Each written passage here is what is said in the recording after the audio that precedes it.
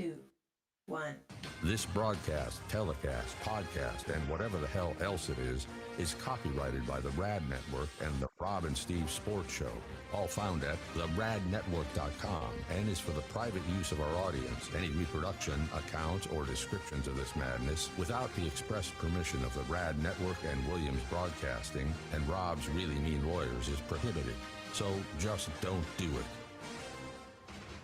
This is the Rob and Steve Sports Show, a show all about the thrill of Rob's victories.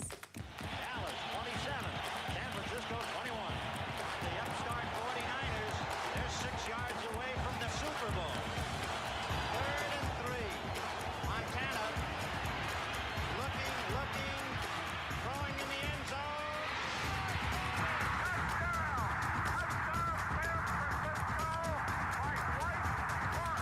White Clark is 6'4". He stands about 10 feet tall in this crowd's estimation. And the agony of Steve's defeats. 3 and 2 to Mookie Wilson. Little roller up along first, behind the man. It gets through Buckner. Here comes Knight, and the Mets win it. But mostly, it's about sports, and nothing but sports. Onside kick to start the second half, and the ball bounces off the hands of the Colts, and it looks like the Saints had it for a second. And it's Saints football. They recover the onside kick. What a fearless start to the second half. Really unbelievable decision. And now, the Rob and Steve Sports Show. Welcome in. It's Friday, July 10th. We missed yesterday. Sorry about that. We're here. Everything's good. Everything's fine. Steve and I are doing great. Our families are well. If you watch us after the show, if you watch us anytime on theradnetwork.com, make sure you're subscribed to YouTube. It doesn't cost you anything. Makes us money, allegedly. I haven't seen any. Steve hasn't seen any. But, you know, we believe. We like to say that our show is designed to be a couple guys sitting around the bar, the living room, talking sports. And we really strive to do that. I think today we might go over the top with that. Just because of the nature of where we're at, All-Star break on Sunday, football's kind of slow, bounce around various things. I'm actually going to. I get to have the choice of where do we start and what do we start with. Even though we weren't on yesterday, Steve and I were text messaging. And it was a funny series of events because I was still prepping for today's show, assuming we would have a sports show. And I had just seen a story that related to a text that came in randomly from Steve yesterday that said, how have the Phillies not signed Mattingly to a multi-year contract yet? I believe he's only signed for this season. Okay, that's what Steve sent to me. I had just read a story about Don Mattingly, so I responded to him. He is only signed through this year, and he's openly saying now he wants the job full time.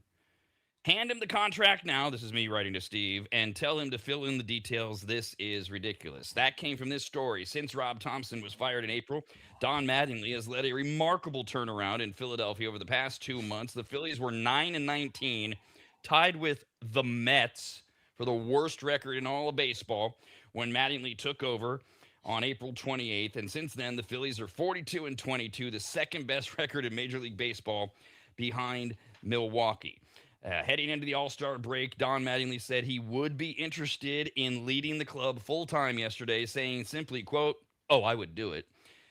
Keep in mind, Mattingly works for his son, Preston Mattingly. It's the first ever father-son manager-GM combination in baseball history. Of course it is. Until it happens, it's the first one. So that's what I texted back to Steve, and we kept going back and forth, back and forth. Steve said, well, maybe he, Mattingly, is waiting on the Mets job.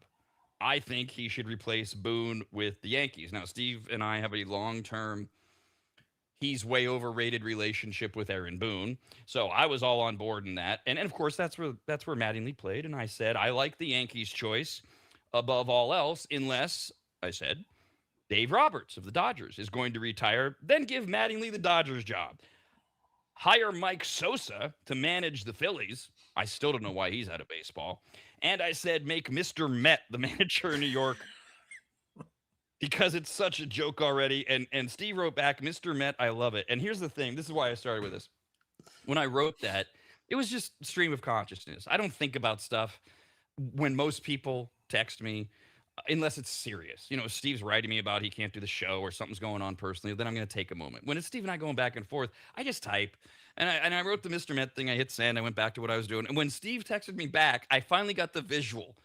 And he's right. It's hysterical. Can you imagine Mr. Met in his uniform as the manager, walking out to the mound with his Jack in the Box head and hitting the arm because he wants the lefty to come in? I think the Mets should just go there. They should just say, yeah, we're a farce. We're farcical. We're not even going to try. Back to the serious, Steve. What are the Phillies doing? And how has Mattingly not been signed today now that he said out loud, I want the job? I don't understand it. He should have been signed like 2 months ago. He's done a great job with them. I've always been a little bit critical of him. He was Joe Torre's bench coach there for a long time. He did a good job with the Dodgers, nothing great. He did a good job with the Marlins, again, nothing great. But he has been the perfect fit with this Phillies organization. And I don't think they could get somebody better. I mean, look at the results. They're playing, 650 baseball since he has taken over this franchise. And I go to your question always. Well, if you're not going to sign him, who are you going to bring in that's going to be better? And I don't think they find somebody who's a better fit right now. The story when this all broke and the Red Sox fired Cora was that Dombrowski, who's the GM of Philly, wanted Cora, right? Do I have this right so far? Yes. And Cora said, thanks, no thanks. Are they waiting for next season? And Dombrowski is so set, he wants to hire Cora. I don't know. And I'm not saying that's a better move, but boy, if that's the case, then Mattingly's kid's going to be unemployed right along with Mattingly, because if those two are bucking heads, look, it should be Don. And Don has shown how good he fits with this team. And if Dombrowski still says, I don't care, Alex Cora won with me with the Red Sox, and this is where we're going to go, and I'm loyal to him. But how would the Mets not look at Mattingly then to take over? I mean, Mattingly played his whole career with the Yankees in New York. Yes, it's not the Yankees, but how could they not look at him, especially with what he has done with this Phillies team? Agreed. I'm not letting go of my Yankees dream, though, either. Because I'd love it. Look at where the Yankees are and what's going on. We're obviously going to get more in depth as we talk today. If the Yankees sputter, they limp in, wild card, doesn't even matter. They win the division. They sputter. They don't even get to the ALCS. I'm not sure Boone's around. Boone's been there a long time. And Cashman, he's clinging by his fingernails. If Mattingly hasn't been signed and the Phillies are winning the East and the Braves are the wild card, how do the Yankees not say, hey, former Yankee, we'd love... I don't know how the tampering thing works and when they can talk to him, but I don't know how they wouldn't even at least investigate that. Yeah, I agree with that. And I've been critical of Boone over the years. My part of being critical isn't my dislike for the Yankees. It's because it just seems that Boone has never stressed the fundamentals of the game. The other day I'm watching and Spencer Jones is out. I'm sorry, Jason Dominguez is out in right field. And it's a play, and it's one of those, yeah, he had a great throw. He throws it all the way to the plate. The runner crossed the plate and was halfway to the dugout, which then allowed the batter to go from first to second uncontested, because that ball was 30 feet over the cutoff man's head. I mean, you just saw the trajectory coming out of his hand. And the batter's like, okay, I'm taking second because there's no way they can throw me out there. It's those kind of fundamentals. We saw the Yankees implode against the Dodgers in the World Series. They got beat. It wasn't Dave Roberts was the better manager. It's just the Dodgers were more fundamentally sound than the Yankees. And the Yankees continue to do that day in and day out. And if they didn't have this talent, they wouldn't be close. Just think if they had a manager who stressed the fundamentals and then they became sound there with, going first to third on a base hit, hitting your cutoff man's, bringing it in back behind the runner. I mean, all of those things that make a team, function properly, if they had those, I believe the Yankees would have been better. And they've already been pretty good the last several years, but I think they would even be a better team. Now, would the players buy into that? Because I don't want to go to practice. I don't want to work this hard. Why are we working on these basic things? I play in the major leagues. You don't need to tell me as a pitcher how to cover first. But we watch it game in and game out where they're not executing it. And so that's my bitch with the Yankees. All right, I'm going to do this in reverse order, and I'll circle all the way back to the Yankees because of the fundamentals issue. You and I have talked multiple times this year about the lack of fundamentals, predominantly, overwhelmingly in Major League Baseball. There's some standouts. Is it the Marlins or the Rays or both that you say are obsessed with fundamental baseball, which is great. But we also see a lot. I am blown away. I know I'm watching more baseball than the last few years, but I've been watching baseball. I never left it.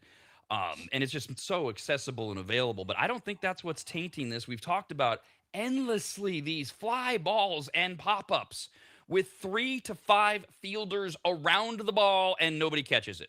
The art of calling for the ball and getting away from the guy, gone. We've talked about bunting. And most recently, we talked about this sliding thing, which is the one that you reminded me of. Last night, it was the Diamondbacks and the Padres were on. I don't remember the play, the person, the inning. I remember the play. Dude goes from first to second on a tag play, slides into second, pops up, slides feet first into second, pops up into a standing position. As he does, the centrifugal force causes his right leg, if I remember correctly, because his left leg's on the bag, his right leg comes up and force creates this brief moment where neither foot is on the bag. The shortstop never stops tagging him. This is what fielders have learned this year. They don't stop the tag until everything's over. And sure enough, on replay, because he was called safe, it was obvious. There was like a 1 second, not even half second moment where he wasn't touching the bag and the mitt was touching him. Replay calls him out. To me, in July, and again, I don't remember if it was the Diamondbacks or the Padres. It's probably the Padres, the way they've been playing. That's a fundamental mistake that should have been fixed. I can see this all year. How have the managers and the players not been told? Slide, stay on the bag, don't move, lie down, whatever. And I'm seeing it endlessly. These fundamentals, Steve, they're almost gone. Not quite, but they're almost gone. Yes, I agree with that. And if you look at the players' momentum, you go in hard into second and you pop up, it's like jumping. That's why we see these players leave the bag. There are other players, though, that are going hard through the bag. And if you watch the Orioles game yesterday, and I believe it was yesterday, Orioles-Cubs game, and the Cubs base runner goes in hard to second, head first, gets a late slide because his style is go as hard as you can to get through the bag, slide head first. Your momentum's going to carry you over and you hook it with your left foot, the bag. And that way you're not trying to pop up. But Gunnar Henderson, no intent. It wasn't dirty or anything, but as he catches it, he steps and he puts his foot in between the bag and the runner. So the runner's hand's already on it and he's sliding over the bag. The problem was his foot covered the whole bag. So the base runner's foot couldn't hook the bag. It hooked his foot and he was then called out. And the part with that, it was the right call with where it's at. You could say that, look, you're not allowed to block the base. And this got, I think, Craig Counsell kicked out because his argument is you're not supposed to allow to block the bag. But you couldn't challenge it for replay, which is where they need to add this, because you can't challenge a play based on blocking the base. So the only thing they could do was look at, was he out or safe? And it was clear he was out because his foot never got there after his hand and body slid over the bag. And Craig Counsell's like, this is ridiculous. You can challenge whether he's out or safe, but you can't challenge the blocking of the bag. and they got to fix it. And this is my dig back into, you need to use the technology for common sense and all of that. But we watch that. And Rob, to your part, with the players coming off the bag and the fielders have learned, this is one of my small complaints with the game, because that wasn't what instant replay was made for. Because they slide in, and as they're getting up, they come an inch off the bag, and the runner just keeps the tag on them and all of that time. So it is one of the consequences of how we're now going and using replay. But I'm willing to give you that. If you give me, you should be able to replay more things, such as, did the defender block the runner's ability to a clear path to the bag? Because that is in the rule book, but yet that's not challengeable. All sports, please stop this. Everything should be challengeable. Everything. There's a penalty if you're wrong. And baseball continues to do this better, certainly in the NFL. They're quick. I've only seen two. Granted, I don't watch every minute of every game. I've seen two replays that for me, I kind of went, okay. Although I remember both of them, I didn't know the answer. I'm watching. I'm just annoyed that it's taken 90 seconds or whatever. Baseball is the one that seems to be leading the way with this technology, and I wish I could confidently say there'd be a season next year, because they could make this change and be the first ones to do it. Challenge everything. And here's the penalty. And when you're out of challenges, you're out of challenges. And you're right. This isn't the pop-up off second base isn't why instant replay was made or invented or used or whatever. But hey, let's get all the calls right. And it was really quick. I mean, it was so obvious in this game that I saw last night. And it will also make sure that we can cover all these other things that are annoying you. And baseball is set to do it. A couple other things you mentioned in your diatribe that I just wanted to circle back on for people that maybe aren't understanding or listening. Your dislike for the Yankees is pure and simply you're a Red Sox fan, right? Yes. You mentioned. Yes. This isn't about, okay. No, nothing. In fact, I like a lot of, I didn't as a kid. But I like a lot of Yankee players nowadays. I mean, Aaron Judge is one of my favorite players in baseball. Where you roll me back as a teenager, a college student, I couldn't, I didn't like Derek Jeter. I respected him, but I didn't like him. Derek Jeter would fall under one of my favorite players, the way I am today as we've matured in life. Hold on a second. I got to grab a prop. I know I do. Where is it? There it is. Okay. So the Yankees have always been, as far as I can remember, my second favorite team. I'm an A's fan, so I'm not a fan of the A's, but I root for them. I love their personalities. It's not because they're in New York. It's not, and that's why when you mentioned this isn't anything about not liking the Yankees, my first guttural reaction was to say, well, I like the Yankees. And I went, wait a minute, Steve's a Red Sox fan. That's what this is about. But I've always loved them, and I've been to both Yankee stadiums.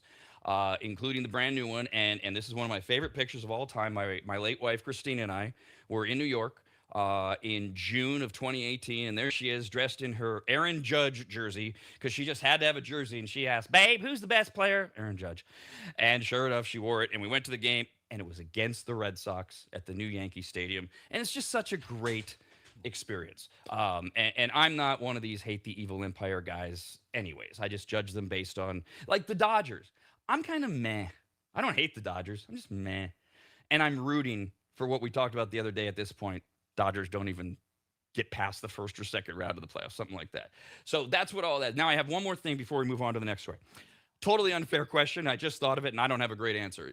We hear this a lot in the NFL, like last year in particular, maybe it was 2 years ago, where you'll take a team and you'll say, well, they've got the best roster. This was a big thing with the Eagles 1 or 2 years ago. Well, the Eagles clearly have the best roster, but they're not winning, or they're not doing this, or they're not doing that.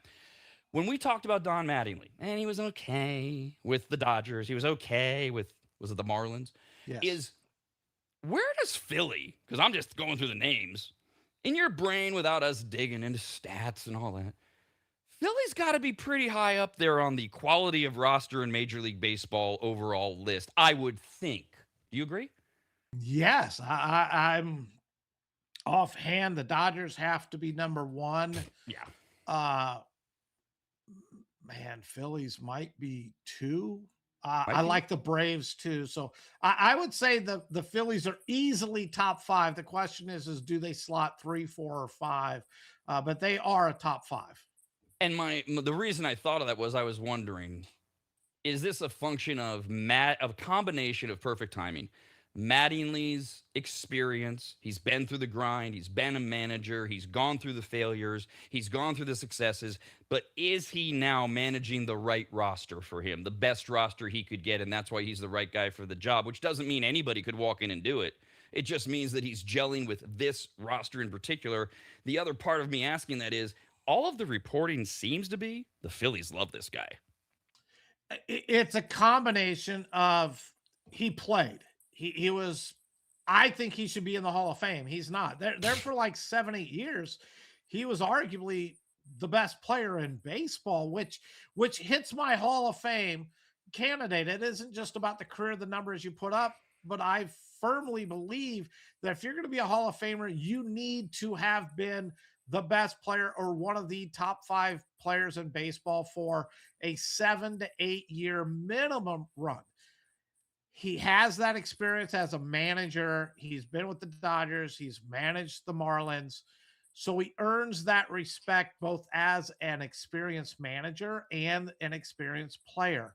He also has a veteran team. It isn't, the Marlins that I think everyone but one player is under 28 years old or something like that, because the younger, inexperienced teams, one, may not even know who he was and how great of a player he was, and may or not even know he really managed, for as many years as he did in the major leagues.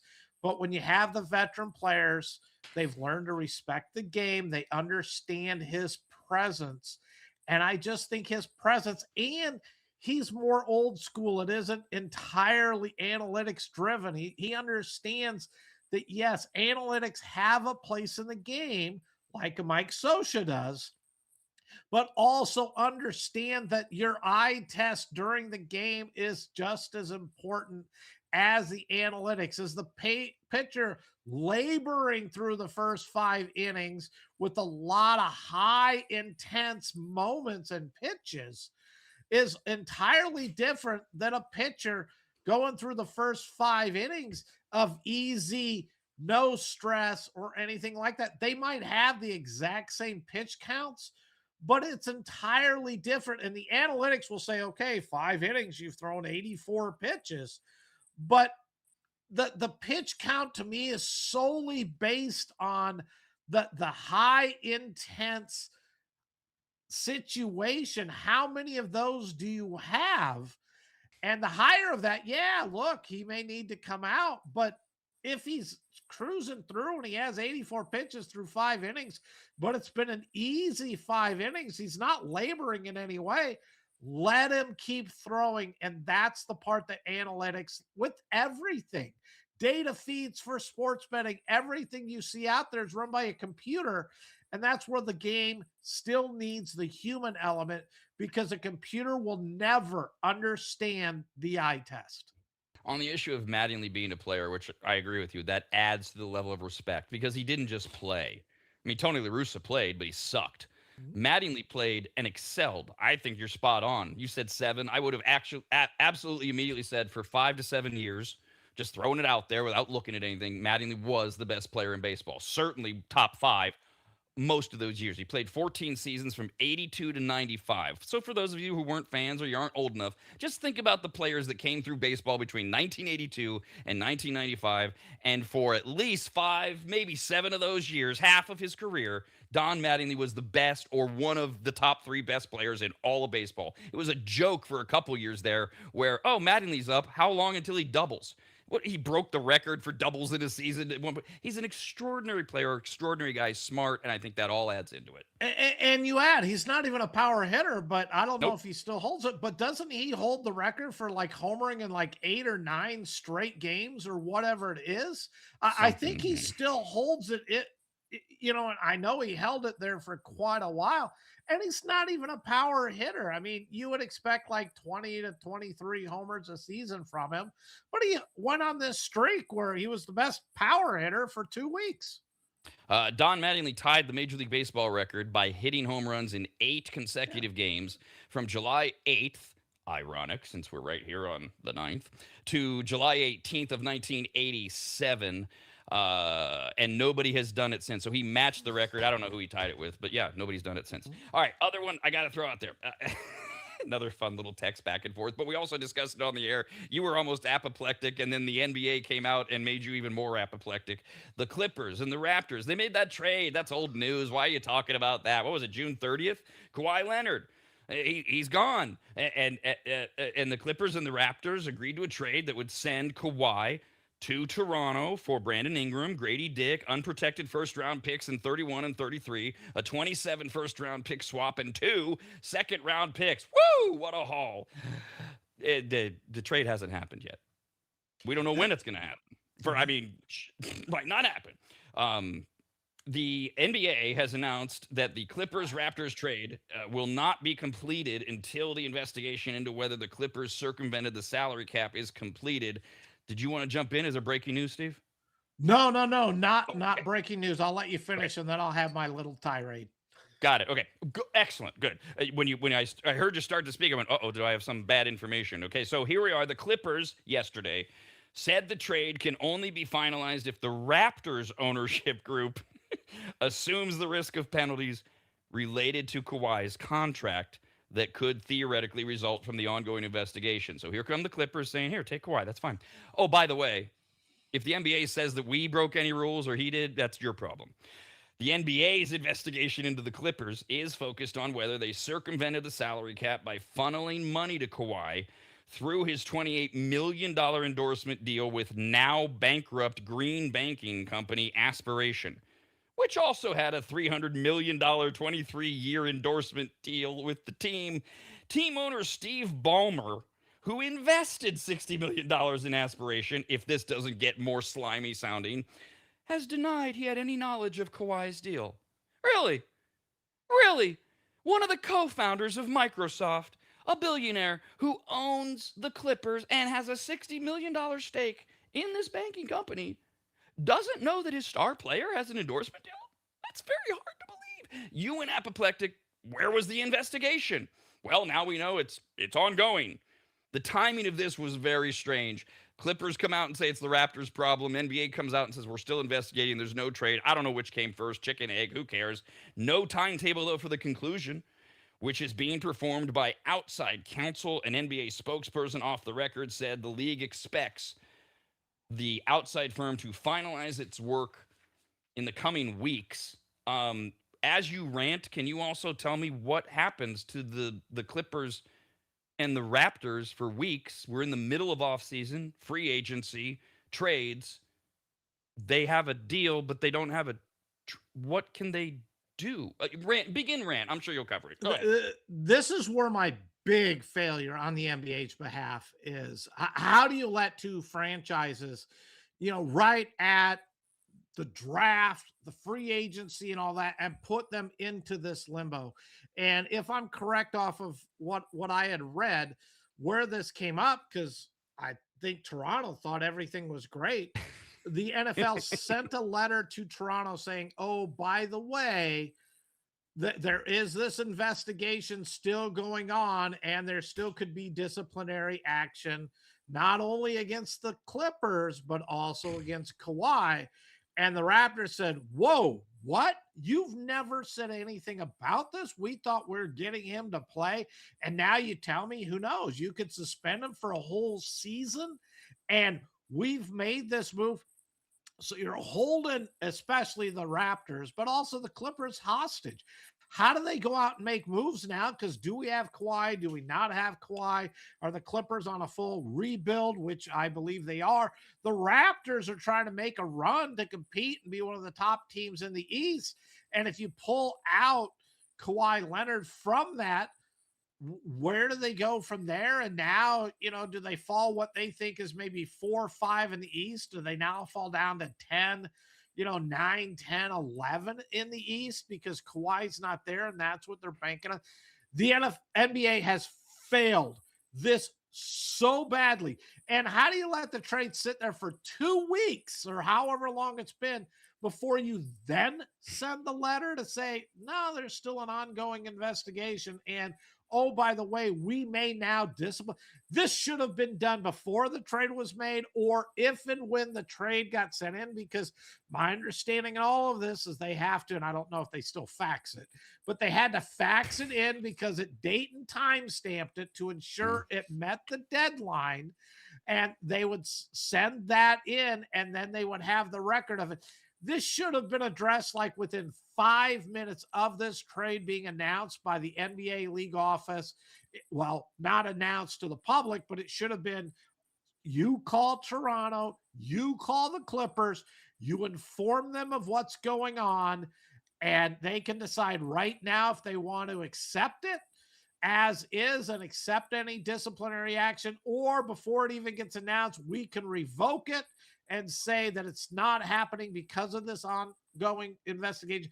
You can't wait 2 weeks before you do it, because every move both teams have made from that point on is the NBA accepted it. They're not saying there's any disciplinary action. So this, to me, is such a huge fail by the NBA in just the ugliest way. And they're not going to take responsibility for it. And I feel bad for both franchises. I really feel bad for Toronto but I can't feel 100% bad for them because they knew this was out there. This wasn't a surprise. They were one of the teams that turned in Kawhi Leonard and his agent to the NBA because he was trying to do that with the Raptors to get him to re-sign.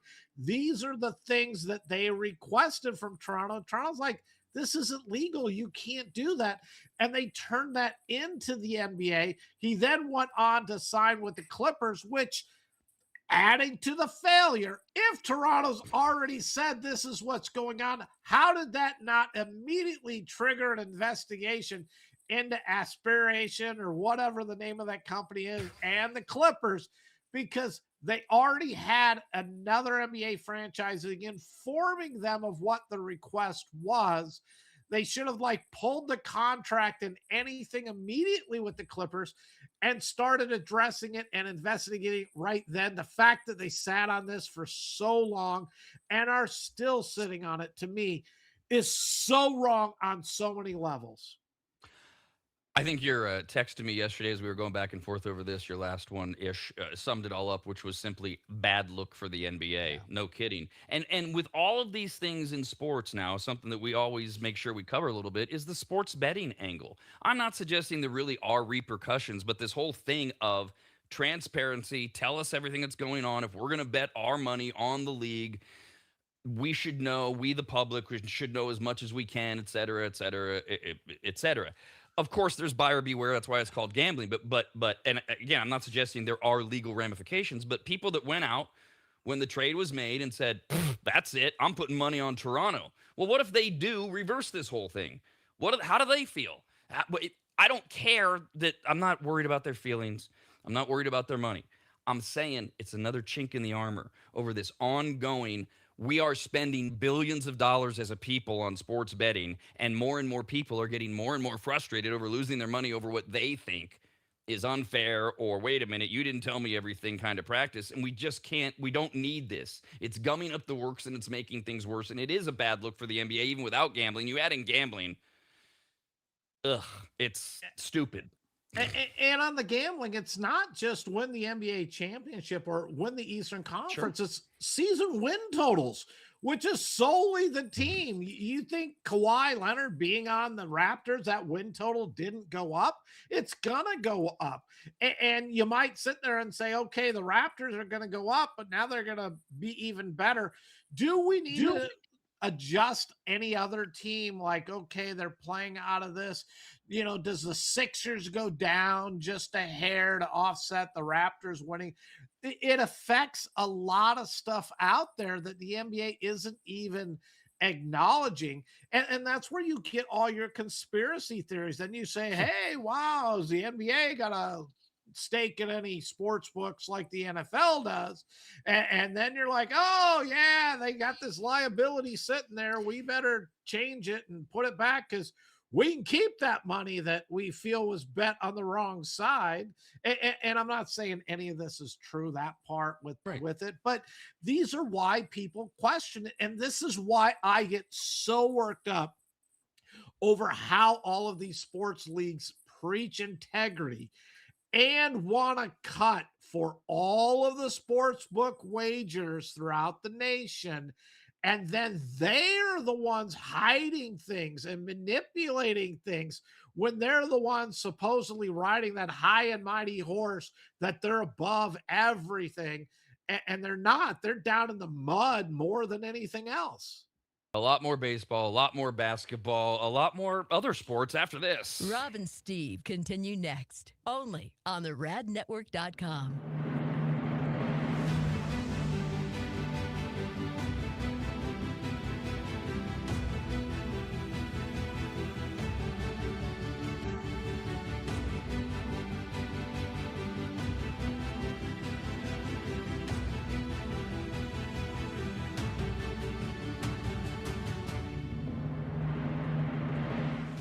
If you've never heard of microseal, let me tell you what it isn't. It is not a really small marine mammal. Get it? A microseal? Oh, fine. Just ask AI. AI describes microseal this way with a bunch of AI words. Microseal is a premium, eco-friendly, and biodegradable fabric protection spray that penetrates deep into fibers to provide permanent stain, soil, and sun fade resistance for rugs, furniture, and delicate fabrics. It uses nanotechno blah blah blah and blue blue blue blue blue. What AI is trying to say is that microseal is non-toxic, non-allergenic, safe for pets and children, and although AI doesn't say this, it should, you need to contact a longtime maggot Joel from AdvantageSteam.com right now to get him to apply microseal for you. You can even make appointments online at AdvantageSteam.com. We've had microseal for years at Williams Manor, and it treats a lot more than carpets. Microseal protects virtually all fibrous materials, including wool, cotton, silk, suede, leather, and synthetic fabrics. It protects upholstery, carpets, rugs, draperies, and clothing, including wedding dresses. And ladies, you're going to need what? 3 or 4 of those in your lifetime. And it protects against stains, moisture, and UV degradation without changing the texture. Also, if you're an interior designer, Joel has a special program just for you, and all you have to do is say the password, which is what? But there's no password, I guess. Never mind. Whoever you are, contact Joel at AdvantageSteam.com. And if you're an interior designer, tell him, I guess. I don't know. That's AdvantageSteam.com, where you'll learn more about microseal and everything else that Joel offers. At AdvantageSteam.com, that's AdvantageSteam.com, AdvantageSteam.com.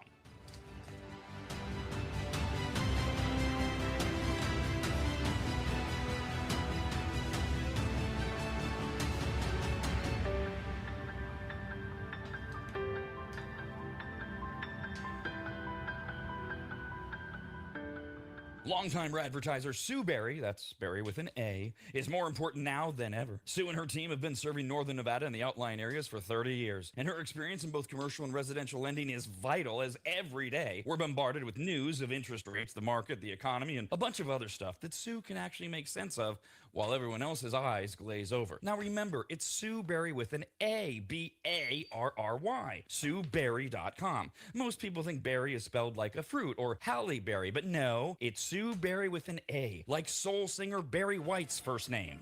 I've heard people say, stop that. Sue is a broker versus a retail lender, which means she can shop over 150 different lenders to get you the very best rate possible. And on average, someone who uses a broker like Sue saves over $10,000 per loan, which includes refinancing. And if you have a rate at 6.5% or higher, call Sue for a free quote now on a refinance. Sue Berry and her incredible team from Barrett Financial can be found at SueBerry.com. That's Berry with an A. I've been working with Sue and recommending her to you for years. All you need to do is call her now so she can get you pre-approved.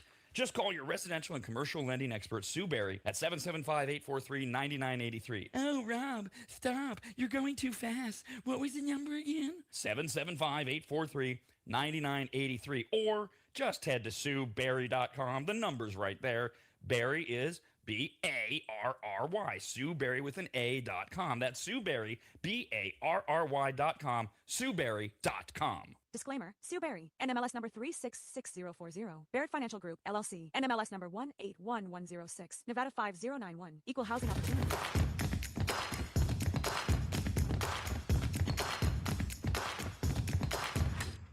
Steve has been running sports books for decades, and Rob spent decades running radio so far into the ground he just created his own network. This is the Rob and Steve Sports Show on the Rad Network. I promise you we bounce around to other sports as we look at various things that are making headlines this morning. Former Raiders and Saints quarterback Derek Carr says that multiple teams have reached out to him. He said on NFL Network today that multiple teams have contacted him about potentially coming out of retirement, and he's not ruling it out. He refused to name the teams, although if they didn't get permission from the Saints first, we got tampering issues we have to deal with. The Saints would want trade compensation from any team that wanted Carr since he was still under contract with the Saints when he retired. That's gobbledygook they can figure out.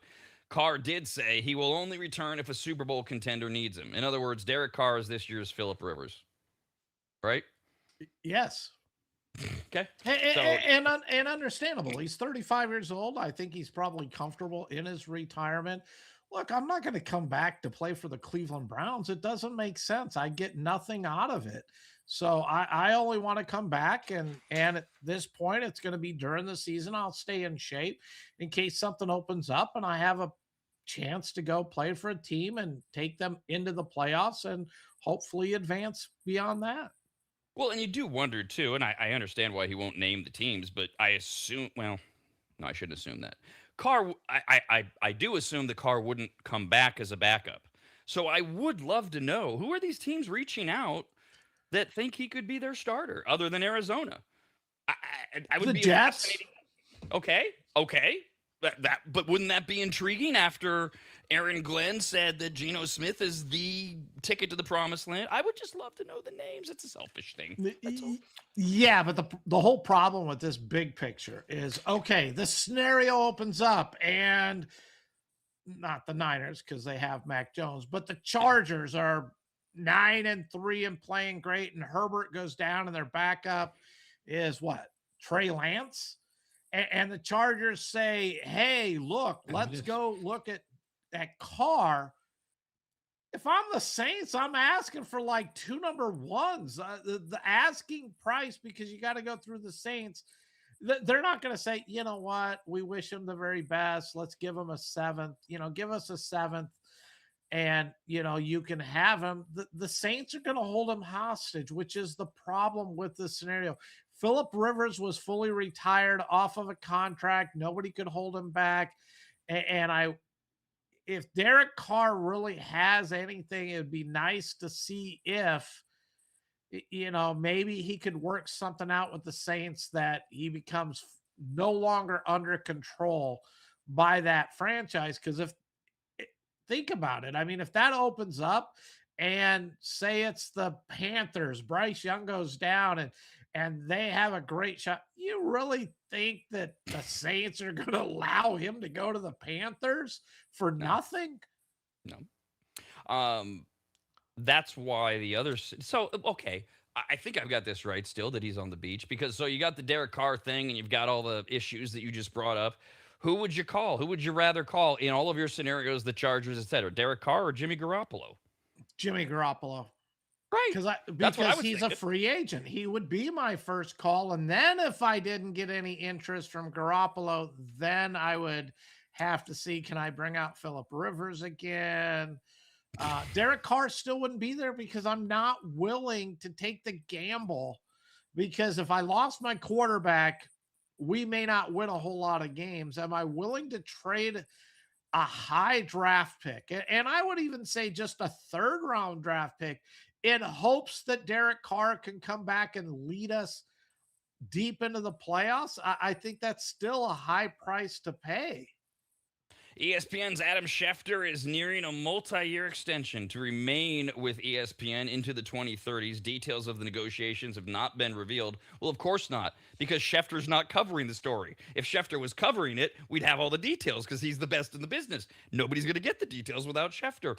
He earned $9 million a year, according to Forbes, since 2022, and his last contract was signed. Since then, ESPN has signed NFL Network insider Ian Rappaport to a multi-year deal, is negotiating a similar deal with the league's cable network, Mike Garafolo.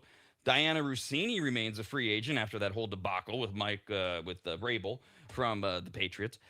Schefter has been with ESPN since '09 when he paired with the late Chris Mortensen. We all knew then, okay, that Shefty was the heir apparent. ESPN is in this process of firing everybody that isn't. And the isn't then is filled in by names like Stephen A. Smith and Adam Schefter and Pat McAfee and all the big, big names. And the rest of you, go do something else. Go work for Fox Sports. I am fascinated whenever the number comes out to see what Schefter gets. He's the best in the business by far. He's a workhorse. It's insane. $9 million a year 4 years ago. Wow. I don't know. I have no idea. Good for him. Great for him. And all the best to him. I just want to hear that number. I'm curious off of this part in another way. And yes, he is the best in the business. I hope he gets whatever he's asking for. But my question from a business side is, who are you bidding against? Really? I mean, what? You're going to go freelance and you think you can make that much money freelance? You know what? You're going to write some articles with The Athletic. And I don't know if he already does or not, but again, I hope he gets as much money as he can. I just see ESPN bidding against themselves. I don't know. Fox, you really think Fox is even going to get to 9 million a year? I don't think so. And if you take Fox out, who's left? CBS, NBC, yeah. ABC, which is ESPN anyway. That's the thing about Schefter in particular is that Schefter is a 7-day-a-week guy. Like, I mean, yeah, NBC could hire him, and he could do Sunday Night Football. He could do ProFootballTalk.com, but it's not the same impact with as it is with ESPN. And keep in mind, also, for those of you that are screaming out names, ESPN also owns the NFL Network now, so they ain't competing with the NFL Network. So, and Fox is not only not going to pay it. They love Jay Glazer. They're not going to go after. That's a good. I had not even thought of that. Unless Shefty is thinking of going independent or something like that, which he's not built for that. He's built to be a guest, a guy who breaks. He's Windhorst of the NFL, like Windhorst is for the NBA. Neither guy could carry a show to save their life, but damn, they're good at what they do, and that's what they need to keep doing. Changing gears entirely. World #1 golfer Scotty Scheffler will get an early start in his preparation for next week's British Open Championship, which is at Royal Birkdale Golf Club in England. That's next weekend, a week from yesterday. It all starts because he missed the cut at the Scottish Open, ending his 4-year streak of 78 consecutive events in which he played on the weekend. Scheffler posted a 72 today for a 36-hole total of even par. The cut was at 2 under. And this, as we ignore other things like the success that Schefter has had. I mean, this isn't success, but I mean, it was 2 weeks ago. He lost to Hovland in a playoff at the Travelers. It's not like he's not competing. He first missed cut since 78 other starts or whatever. But the Schefter is going the wrong way story has been Scheffler. Sorry, stuck on the ESPN guy. Scheffler is going the wrong way story has been out there now. Wheels are coming off. Because the #1 player in the world isn't acting like Tiger Woods because nobody will. I don't know if there's something going on with Scheffler. I don't know if he needs some time away. I don't think there's really a problem. But, oh, no, we missed a cut, so it's major news. Literally to the point where while you were yapping about whatever the hell our last story was, because they all blend together, they're on ESPN interviewing Scotty Scheffler about, oh, my God, what's it like to miss a cut? And he's been incredible, but as you said, no one will be Tiger Woods again. That was a once in a century, well, several decades type of thing. You go back to Jack Nicklaus and Tiger Woods, and we're still chasing that one down. The thing that has always amazed me about golf, and I don't know, because I've never really heard people talk that much about it, and you could tell me I'm wrong. But the difference between, say, the 10th best golfer and the 80th best golfer, when you look at statistics, is like a couple of putts on a green, a couple of fairways missed. It's so incredibly close for what these players do that just a little thing like that, you're averaging 1.8 putts per green as opposed to 1.6 putts per green. It's it's amazing how great all of these golfers are. And I mean, it's phenomenal to see. But that difference from, and I'm not saying number one in the world, but I'm just saying 10th to who knows, 80th, might be to 100th, is such a small margin between them that it's incredible. If you're like a top 100 player, you're phenomenal, and not just because I'm a casual golfer, but it's always amazed me how close these golfers are, even though their rankings may appear so far apart. The rankings are stunningly stupid. They do them on like a 2-year running average, which is not to say that Scotty Scheffler isn't the number one player in golf. It's just the rankings are so convoluted, and you're completely right. If you actually sat down and bored yourself into tears looking at the stats, you'd be like, there's really not much difference here between 10 and 80 or whatever. But in the end, it comes down to that, our little game that we like to play. Amongst all currently active PGA golfers, you need one to go out there and beat the field to save your life. Who are you going to take? Right now, today, I'm probably taking Scheffler. I don't know. Do you go with the hot hand and you look at who's? I just go with like, who do I think is the best guy? And Scheffler's, he's finishing. He's running up. I just don't get the kvetching. Just let it be. It just I don't understand it at all. And will it shut up if he wins the British Open next weekend? Who knows? And it will. And I'll use Greg Norman as an example. I mean, Greg Norman was a great golfer, but Greg Norman couldn't close. I mean, how many tournaments? Right. And it's like putting me there. Hey, look, I may know how to bowl or play baseball or in these various things, but I can tell you right now, I am not a closer. It would be that, then this would be a big difference between you and I. You go up to the plate and I could hit, but you go up to the plate, bases loaded. Here it is, clutch situation. I'm telling you, even in Little League, I had that, man. If you could just throw 4 balls way outside of the strike zone and just walk me, I will sign up for that right now. Where you're sitting there going, man, I don't care where he's throwing it. I'm hitting a double in the gap. I'm hitting this ball hard somewhere.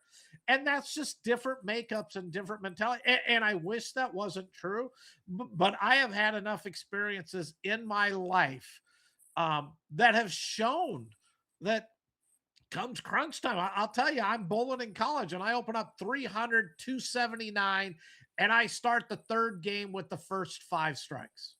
So that's where I'm sitting in a series. My left knee tightened up. You know how you have the muscle spasm and it hurts and you can't straighten it out? That's what happened to my left knee when we hit the 6th frame for the whole rest of the game. I couldn't straighten my leg out. I had to do my approach with my, knee at like, what, 20 degrees, whatever it was. But that's the nerves. And I've learned at the time, I'm like, what a bad time for, your muscles to cramp up. I learned as I've gotten older, no, Steve, that's your body makeup. And it just couldn't handle the pressure. And I ended up, not doing a whole lot. I think I shot a buck 80, buck 90. And if you think about it, starting with like the first 5, you're like, oh my gosh, I should have shot like 840. I mean, yes, I was that dialed in. I couldn't miss. And my body shut down on me. that is fascinating because I've actually done this exercise in my head, and there's only 2 guys. And I know a lot of bowlers. I've been bowling since I was 5. That if you gave me the exercise, all right, your anchor man has to strike out for your team to win the game, whatever it is. I've always right away I go to my buddy Pat, who's chief of security for me for 20 years. Great bowler, but boy, can he blow up! Like he's at like a 230 average, but he can also shoot a 160 now and then. Even if he was shooting a 160, I want him throwing the 3 strikes. And you're the other guy until now. You're the other one that I would have said, oh, put Mickelson in there. He's a pro. Wow, that is fascinating. I actually, in college, and I told you, our team was ranked at one point 3rd in the nation. I mean, we were not my first year, my second year, we wasn't there, but by my third year, we were one of the top. I bowled first. And the reason I bowled first, not anchor, and I may have had the highest average type of thing, is because I could read a lane so fast. Because in college, you get the 1 ball on each side. That's it. And you go live.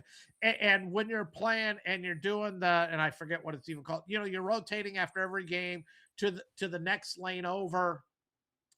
and you get no warm-ups, but they also have Baker games, which is first bowler bowls the first and sixth frame, second bowler bowls the second and seventh frame. I could read a lane pretty much with one shot on any lane and tell you what it was. And what I did different than everyone else is they would all sit there and they would throw a strike ball. I would shoot the 10 pin. My ball's going to go left gutter to right gutter. It's going to tell me as I watch the reaction of the ball going down the lane exactly how and where the oil pattern is. And I'd just shoot a 10 pin and I would go. And then my first frame, I'm like, okay, I'll take this off of this. And 90% of the time I could walk up and know exactly how the lane pattern was. And everybody behind me like, okay, I see it. Let's go. And our team would then attack that. That is something I excelled at. But being the guy, I mean, I can tell you stories. I needed 5 pins to beat a guy who's a great bowler, in the scratch leagues, head to head, hit the 10th frame, and I freaking put it through, and I think got the 3, 5, 8, 9 is it. And you're like, how do you come that close to the head pin and still only get 4? But those are things that I could accomplish. And that's why I learned, look, I'm not, and I bowled pot games. I've done that, all of that, but I'm not the guy that you're going to bank a lot of money on, which is also why after college, I knew not to go pro. I qualified. I qualified to get a pro card for years and years, but I knew I'm the donation. I'm the guy that, and I would shoot junior amateur tour events and boom, it would be that, hey, look, I'm in 4th after the first block type of thing. Yeah, in that second block, I'd fall down the leaderboard, and then I'd be, oh, okay, you're not close. And then I would have another great set, and I'd move back up. But every time I moved into that like top 5, next game would be bad. Something would happen, and that just is what would happen with me. I'm not a clutch player.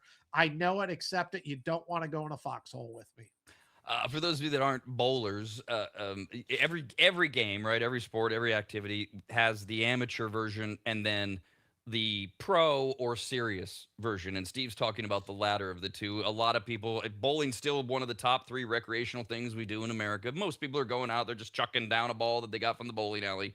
And they're like, what are you talking about reading the lanes? And Steve alluded to it there. The oil. Those of us that bowl seriously, you got to know where the oil is, where it's slick, where your ball will or won't turn, how it might attack what we call the pocket, which is that 1 3-pin area that Steve was describing earlier. The rest of it is stuff only us bowlers appreciate, understand, and it's brilliant. It makes so much sense to those of us that have played the game. I'm still fascinated by your get me away from the pressure thing because you are such a great bowler. All right, couple more things. We talked about Caitlin Clark, WNBA, all of this. WNBA seems to be almost borderline in shambles from a PR standpoint, but we've also talked about to what extent, if any, do we want our politicians involved in this? A group of lawmakers have sent a letter to the WNBA commissioner demanding that the league take accountability for multiple attacks, that's their term, against Indiana Fever star Caitlin Clark. In the letter, Clark is described as the face of your league and someone who has generated fan interest, increased television ratings, and new corporate sponsors. Well, that's all unarguable. It suggests, the letter does, that the third-year guard is on the receiving end of, quote, unnecessary physical hostility and violence, end quote, such as hip checking, eye poking, and then the throat thing from the other night. As commissioner, the letter says you have an obligation to ensure that every player competes safe, discrimination, blah, blah, blah. We support, the end of the letter says, any appropriate investigation by the Department of Justice, the Department of Labor, or even the Equal Opportunity Commission, and such conduct, if it's occurring, could constitute violations of federal civil rights laws. Come on.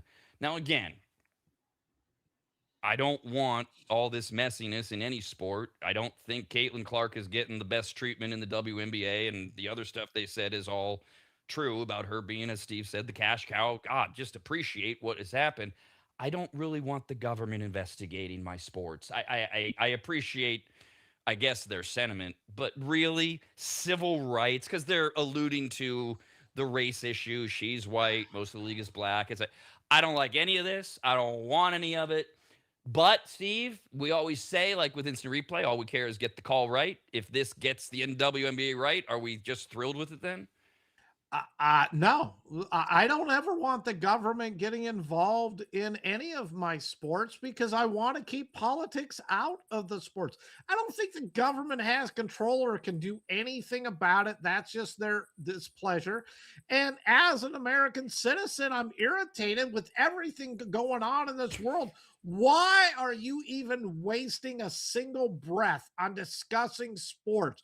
Go fix everything else that's out there, such as insurance rising in costs, housing rising in costs, and all of those other things as a citizen of this country we face. My utilities keep skyrocketing, and they've been Oh, skyrocketing, since COVID. It's like, go fix that. So I don't want to hear any of this.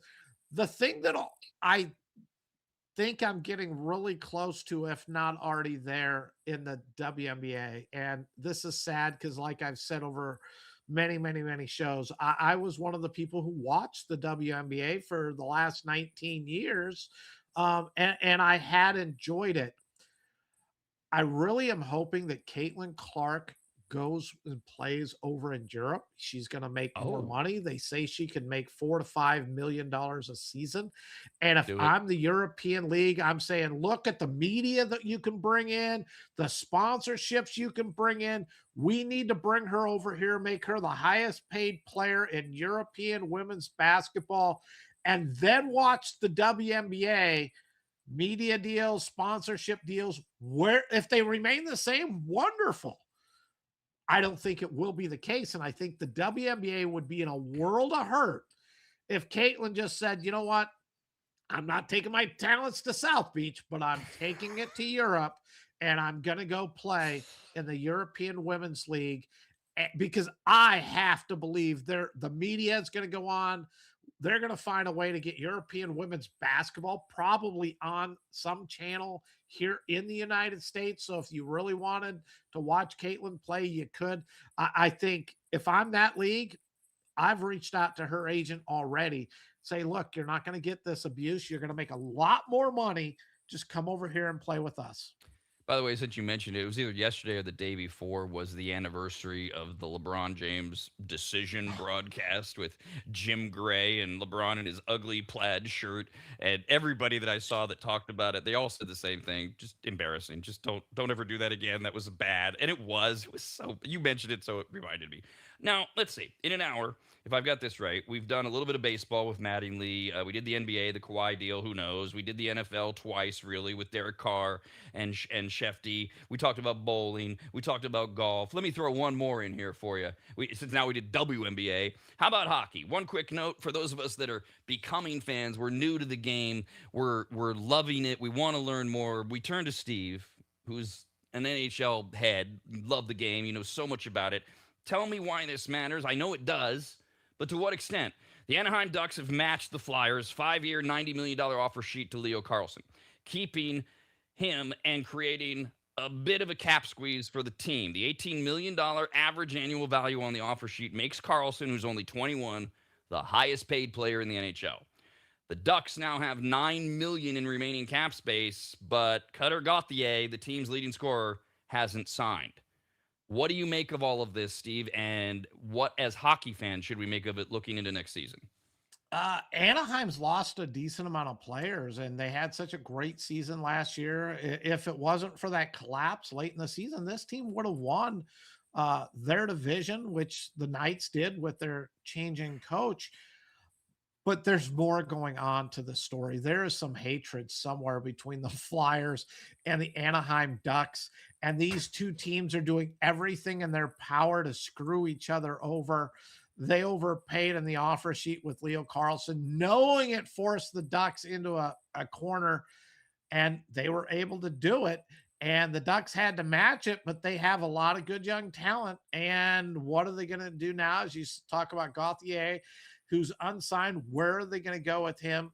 And the Ducks had to match it. They had no choice. They couldn't let more players leave town after their great season. But the NHL is so interesting. And I sent you yesterday the breakdown of the restricted free agents, which is really cool on a restricted free agent, and to show you where that was at. Um, when the Flyers signed that contract, because of the amount of the contract, if the Ducks let him go, they would get 4 first round draft picks from the Flyers in return. So those restricted free agents, based on the annual value of that contract, they have a whole predetermined package of whatever they're going to make. This is what the team has to give up. And I think it's fascinating. I would have to sign him but give up 4 first rounds. So it's already a determined, value. It's not that we're going to trade for him. Uh, so the NHL again, I think does so much right. But now my question, Bedard, young kid, he's led the Blackhawks in scoring for the last 3 years. He is hurt. I think he's out the first 3 months of the season, which makes it risky. But he is a restricted free agent. It's difficult to get players that are elite players like this. One, do the Flyers then just say, look, we're going to go after Bedard and go get him? Or does another team, not saying they're going to do it, but let's take the Sharks and unfortunately, I like what the Sharks did. They had to strengthen their defense side. I did think they brought in some pretty good players, but I think they overpaid, and the salaries of those players is a little bit high. But if the Sharks have it, and they pretty much have their nucleus now, what if a team like the Sharks, and really I'm looking at the Red Wings here, go out and just say, look, I know we're going to be out for 3 months, but he is elite. He's one of the game's best players. We'll give up our next 4 draft first round picks and we'll bring him in because he's already playing at the NHL. He's scoring, 80 to 100 points a game. We already got an elite player that is very difficult to get. Bring them on board. And where I go to the Sharks, unlike the Red Wings, because I think the Red Wings are still a ways away, but I think the Sharks are right there. They love what they've done, but the Sharks now have a pretty good nucleus. If there was a team that I felt could give up, the Flyers could give it up, but the Sharks, does one of those teams take a shot now at Bedard and say, hey, look, we're going to bring you on board and let you play? The other part the NHL does that nobody's really talking about is if you choose arbitration, and I think this is the first year I've seen this in a while. If you choose arbitration as a player, an arbitrator determines your salary for that year. But at the end of the year, you're automatically an unrestricted free agent, which is what these other leagues need to do. Look, I'm willing to play 1 more year under you. We'll go to an arbitrator. They'll determine the salary, but know that you own no rights to me after that 1 year. I think sports leagues would do that, and you'd see a lot more of that from players. Just let me go to arbitration because now I get unrestricted free agency. You can't franchise tag me in the NFL, etc. Again, so many things the NHL does that I really love, which is why I'm becoming so much more of a huge fan of the NHL. And for the casual fan, they don't realize these little things that the league really does well. More hour 2 after this. Rob and Steve continue next, only on the radnetwork.com.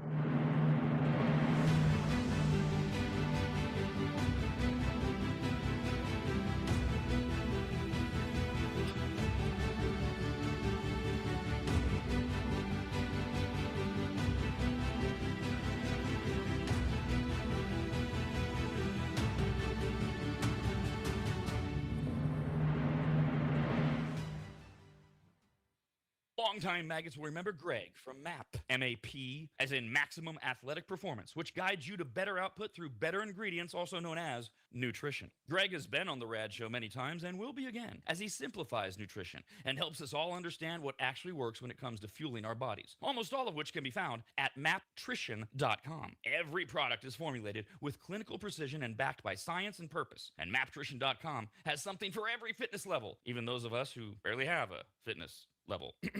With nearly 20 years as a nutritionist and a specialization in sports nutrition, Greg works with athletes and everyday individuals to optimize performance, energy, and overall health through smarter fueling strategies, all of which starts at maptrition.com. At the very least, we should all be taking daily multivitamins, and Greg has his formulated for exactly what a man or woman's body needs. Protein is in, but maybe instead of getting yours from mac and cheese with extra protein, you get it from maptrition.com. And of course, all things workout, training, and exercise are available as well. From pre-workout to creatine and other muscle builders to recovery supplements and more, all at maptrition.com. From morning breakfast essentials to post-workout recovery and everything in between, maptrition.com's full range of supplements, proteins, and wellness products are built to power your journey from start to finish. Check out all the products and find what's right for you and order it shipped to you all at maptrition.com. That's maptrition.com.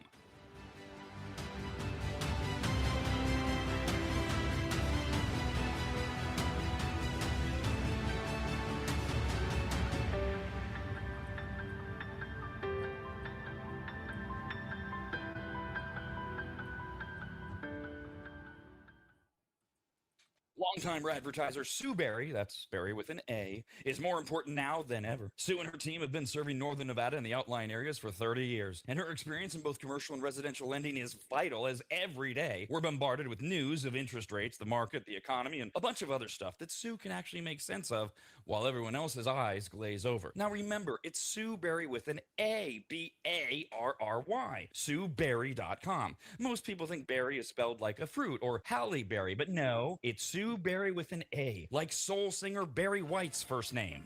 I've heard people say. Stop that. Sue is a broker versus a retail lender, which means she can shop over 150 different lenders to get you the very best rate possible. And on average, someone who uses a broker like Sue saves over $10,000 per loan, which includes refinancing. And if you have a rate at 6.5% or higher, call Sue for a free quote now on a refinance. Sue Berry and her incredible team from Barrett Financial can be found at SueBerry.com. That's Berry with an A. I've been working with Sue and recommending her to you for years. All you need to do is call her now so she can get you pre-approved.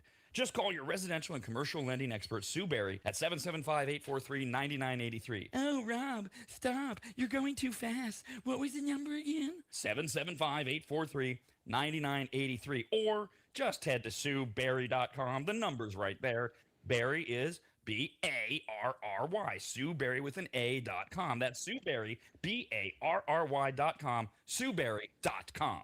Disclaimer, Sue Berry, NMLS number 366040, Barrett Financial Group, LLC, NMLS number 181106, Nevada 5091, Equal Housing Opportunity.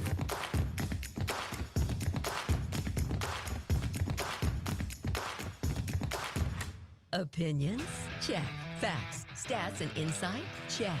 Wild overreactions and made-up disagreements? Sorry, you've come to the wrong place. This is the home of two guys sitting around just talking sports. The Rob and Steve Show on the Rad Network. Quick follow-up and update. We've been chronicling this Brandon Ayuk story with the 49ers and his weird posts, and they just mad because they stupid, and I want to play for the Commanders, and now I hate you, Jaden Daniels. I don't know what's going on.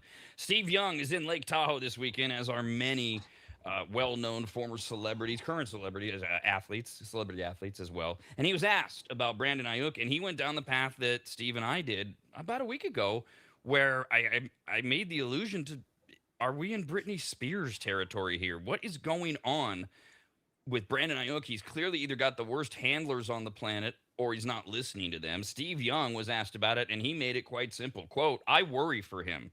I feel like I want to reach out and help. This is beyond football. It just feels like we need to not make it about football right now. Those were comments made last night by Steve Young in Lake Tahoe, and I don't know when. I just got to hold him right now. But there's a guy on the inside who's having the same feelings that we are of what is going on with this guy. Yeah, it's not pretty. You know, we talk about mental health a lot nowadays, which is good because so many people, you know, have mental health. I think everybody at some point deals with some kind of mental health issue. And it's good that our society has started to understand that. But this, I agree with Steve Young. This isn't about football for me anymore. This is about his well-being. And like I said, he's lit his career on fire. Well, okay, he's got money, he can, but he's going down a really bad path that somebody somewhere, his friends take his phone away and but I think he needs help. He really does. Speaking of the celebrity golf tournaments at Edgewood Tahoe Golf Course in Nevada, has been going on for decades. I've had the fortune of being at the Vienna more than a few times. And as the Golden State Warriors front office actively pursues LeBron James, Steph Curry, who won this thing 3 years ago, I think 2023, acknowledged the appeal last night in a media presser of a late career Hall of Fame team up with LeBron James. In advance of everything, Curry made media availability yesterday knowing he was going to get asked, so he just got it out of the way. He reported that he and LeBron James have talked in the last week. Didn't confirm if they went to miniature golf, Steve. I'm sorry. I know that's been your hope. He did also say it's been mostly through text message, but he also added that Draymond Green is right now vacationing with LeBron in Puerto Rico. And in fact, they were both spotted yesterday on the golf course together. So there's the Warriors push through Draymond being out of country and Steph being at the Celebrity Golf Tournament in Lake Tahoe. Then comes word from Shams on ESPN that LeBron is not looking like he's heading towards Golden State. He reports the Warriors are unlikely to land LeBron unless they can pull off a trade for Anthony Davis. LeBron's former teammate, the Wizards say they're intent on keeping Davis. So if the Warriors are on the outside looking in, where does that leave LeBron, according to Shams? He says, same old list. Number one right now today, with a bullet, by a long shot, Cavaliers. Sixers and Heat. The most interesting team in there is the one in the middle that Steve was the first one I heard bring it up. The Sixers, with everything they got going on. I heard somebody yesterday make a great analogy of if LeBron were to go to the Sixers, he doesn't have to carry anything. He can just be part of this conglomerate and know that if he has a game, only 20 points. This assumes there's some type of Joel Embiid factor in there as well. And I had not thought of that. LeBron, we had been making prior to the finals, the analogy of LeBron goes to New York, brings the first championship to the Knicks. What about the Sixers? They're a name. They're an old school franchise. I'd never even given thought to this until you brought it up. And then you really start thinking about this could work. They're not in the front running according to reporting, but boy, were a lot of people talking about it yesterday. Yeah, a couple of things with that. LeBron has come out and said he is willing to play for the league veteran minimum now of 3.9 million, which is where the opening has come because the Sixers now, I think that's all the cap space they have. Some teams have a little bit more than that, but he can now pick and choose any team he wants. So I think that was a really smart move from LeBron's standpoint because it opened up so many more things for him. The part with the Sixers, because when we were breaking down the Sixers roster the other day, and and I was commenting on how many ones they have, and that's where the LeBron part came in. Joel Embiid, Dean Wade, Jaylen Brown, VJ Edgecombe, Tyrese Maxey. You add in Anthony Simons, Ariel Porty. You got Barlow, Edwards, Jabari Walker. This really could be the best roster that LeBron has ever played for it. And I know he's up there and he's never needed the depth and or the roster because he could do so much. But he can go to the Sixers and just be a role player. Look, I'm going to fill in. I don't have to carry the team. I can, hopefully the team can coexist, which is where I'm so fascinated with this roster. But if they can coexist and play together and say it's about winning a championship, not my individual awards, I believe this to be the strongest roster that LeBron has ever played on. And if he does go and win it, I'm still not making him the GOAT. It's still Michael Jordan in my mind. But that's going to add another feather into his cap as to why he should be the GOAT. Because now he has won with the Cavs, the Heat, the Lakers, the the Sixers. I mean, he's added an awful lot to that. And by the way, I do discount the Lakers championship in the bubble, during COVID. So I don't really count that one, but it does count. Shams is also reporting, and this is such a LeBron move, if true, and I assume it is because it fits LeBron, and Shams is pretty good at what he does. The way teams are communicating with LeBron is through Rich Paul, his agent, via voice memos. Bob Myers, the president of the 76ers, took the option a step further, appeared on the Game Over show with Max Kellerman to espouse the Sixers' merits, but most other teams have had their owner or president or GM call a specific number that Rich Paul, has set up, and they leave a message. Hey, Rich and LeBron, this is Joe Smith from the 76ers. I'd like to lay out for you all the reasons. Come on. And then, and Rich Paul has confirmed this. He sends them to LeBron after he vets them. What? I don't know. It's so weird, but it's so LeBron. I think LeBron's brilliant from a business standpoint. You laid out the league minimum thing and all the options it opens for and such. This is just goofy LeBronism to me. Oh, get me some voice messages and let me know there. Okay, because that's where I'm not a tech guy, because I thought you called it a voice memo, and I was going to say, okay, I got no clue. What's the difference between a voice memo and a voice message? So you can do voice to text, right? Or let's see, are you an Apple user, Steve? I forget. No. Do you have an iPhone? No. I do. I have an iPhone. Yes. Okay, so here we go. So didn't even know it was an Apple. So I go to I think I've been an iPhone guy for like a decade, so that's why I know. So if I want to send you a text, but I don't want it to be a text, I want it to be a voice message that I don't call your number because nobody checks voicemail, but you'll get a text from me, but it'll have squiggly lines because I'm talking. Because when I go to send you a text, there's a plus button where I would usually type, and I hit that button, and I go to audio, and then I start talking into my phone, which I'm doing right now. Hello, Steve. I'm just showing you how this works. And then I hit stop, and then I hit the button to send it to you, and in a moment, you will get that message from me. When you go to your texts, you'll be able to hit the button, and you'll just hear me talking.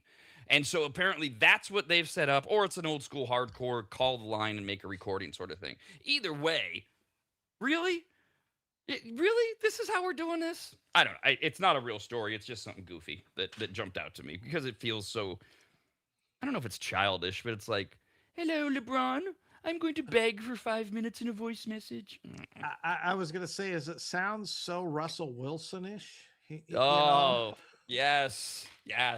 Also, a couple other quick notes. Jersey worn by New York Knicks star point guard Jalen Brunson during Game 1 of the Finals sold for $1,024,000 after a 70 bid war. That's a record paid for any Brunson collectible and the most paid for a Knicks collectible of any kind. In all, 15 Knicks jerseys worn during Game 1 have netted $1.8 million. Okay, fine. Whatever. We've talked about the collectible thing and all that. I don't know if there's a jersey on the planet I would care enough about that I'd want it framed and hung in my house to the tune of $1 million. Oh. Hey, you got the money. Good for you. I was going to say jersey signed and framed for $500 or less. I have interest. Over $500. I don't think there's a jersey in the world that I'm spending more than $500 for. So there's a lot of jerseys out there I would never have. Exactly. We've been following this story literally for years. Mark Cuban now is accusing the Mavericks and Governor Patrick Dumont, not governor of Texas, but that's what his title is with the Mavericks, of freezing Cuban out of business opportunities in a proposed move of the club out of downtown. They're not moving out of Dallas, out of Texas, rather, according to Cuban. But they're trying to move the team, and they're not talking to him at all, in addition to other things they haven't talked to him at all. The Dallas Morning News is reporting that Mark Cuban alleges Dumont has engaged in adversarial business practices in his bid to move the team 10 miles north of downtown to the former site of a Dallas mall. His majority stake in 2023 sold, and he now owns 27% of the Mavericks. And Cuban said he had an agreement to continue running basketball operations. but Dumont gave former general manager Nico Harrison full control of the basketball side. We got a whiff of that when we found out Cuban said in a filing under oath he was completely unaware of the plan to trade Luka until it was too late to object. While Cuban does own 27% of the Mavericks, there's a clause in the purchase agreement that allows the Dumont families to buy another 20% of Cuban's stake. So this is going from weird to ugly to really bad as Cuban now heads to court to try to block any sales that are already written. And Dumont and the other families, the Alderson family, are going, what do we want to do to get out of this? So it seems, Steve, as ugly as you thought it was from the very beginning, and maybe even worse. Yeah, and I think it's a bad look for Mark Cuban. I like him. I was disappointed that Major League Baseball didn't allow him to buy the Cubs back in the day because they didn't want to allow him into the league because they felt that he would spend too much, like Cohen with the Mets and the Dodgers ownership, which should never be the case. But his pettiness with this of, oh, they're locking me out of future business opportunities because when they build the new arena, it's going to be retail and all that other stuff that go along with it. And it's going to be done without him. So he can't. And that's where he's saying other business opportunities he's missing out. Here's a thought. You shouldn't have sold the team. You owned it. It's like, I don't like what's on the TV station. Change the channel. Don't just keep bitching about what's there. And it's just, for me, it's getting old. It's like, look, Mark, I really like you. I loved you as an owner. But this last couple of years, and I still go back to the day it happened, and I think you and I were doing the show at that time. I said the reason that Mark Cuban sold this team to that team is because he felt that the Aldersons were going to bring gambling to Texas. He was going to be a big part of that. They were going to be, like co-owners of casino and the team. And he was allowing them to buy all of him out so he could get all of his money. But then I truly believe he thought he was going to be partners in everything they were doing without having to be the financial, as big of a financial investment. And then gambling isn't become, sportsbook betting has not become legal in Texas, which has been a setback. And I think the Aldersons said, look, the sports book was a part that we were interested in, but that's not it. We still do all these other things. And I think Cuban just feels betrayed because he didn't get sports betting. He thought he could get all of these benefits without any financial responsibility, and it hasn't turned out that way. And look, write it into the contract. Do what else? But main point, as I said, he shouldn't have sold. That's on him. Also, speaking of contracts, he signed the contract that allows the Alderson and Dumont families to buy another 20% of his stake. Why'd you sign that? I don't know what his claim is. I do know what his claim is. We touched on it. The other business practices, he's going to make what would be called a form of a breach of contract claim. I don't know where it goes legally. That's all gobbledygook for other shows and such. But just from an outside looking in thing, I'm with you. It's a bad look for a guy I like in sports who seems to be getting more and more weird and whiny and another word I'm looking for, because this isn't just this. I've seen Cuban on a few different occasions about various things where I've kind of turned my head sideways and gone, what's happened to Mark Cuban? I don't. It's not a Brandon Ayuk thing. I'm not worried about him. But it's a bad look. And here's the other thing, like you said, don't sell the team. Here's another idea. You're Mark Cuban. Buy another one. You know a bunch of billionaires. There's two available in Seattle and Las Vegas. Figure something out with the NBA and go get your own team. And stop bothering us with all these things. We'll be back after Rob and this. Steve continue next, only on the radnetwork.com.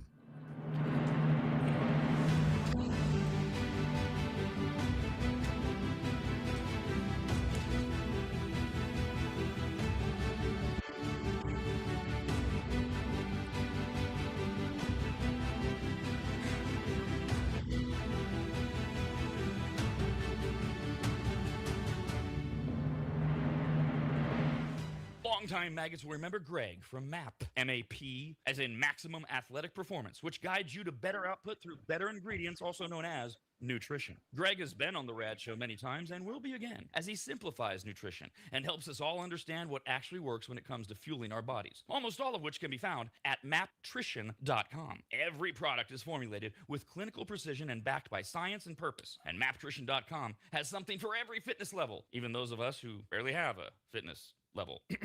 With nearly 20 years as a nutritionist and a specialization in sports nutrition, Greg works with athletes and everyday individuals to optimize performance, energy, and overall health through smarter fueling strategies, all of which starts at maptrition.com. At the very least, we should all be taking daily multivitamins, and Greg has his formulated for exactly what a man or woman's body needs. Protein is in, but maybe instead of getting yours from mac and cheese with extra protein, you get it from maptrition.com. And of course, all things workout, training, and exercise are available as well. From pre-workout to creatine and other muscle builders to recovery supplements and more, all at maptrition.com. From morning breakfast essentials to post-workout recovery and everything in between, maptrition.com's full range of supplements, proteins, and wellness products are built to power your journey from start to finish. Check out all the products and find what's right for you and order it shipped to you all at maptrition.com. That's maptrition.com.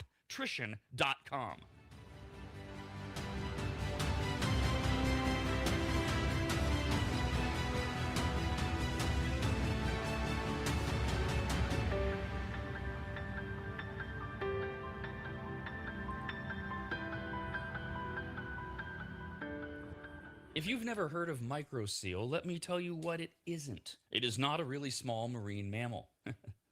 Get it?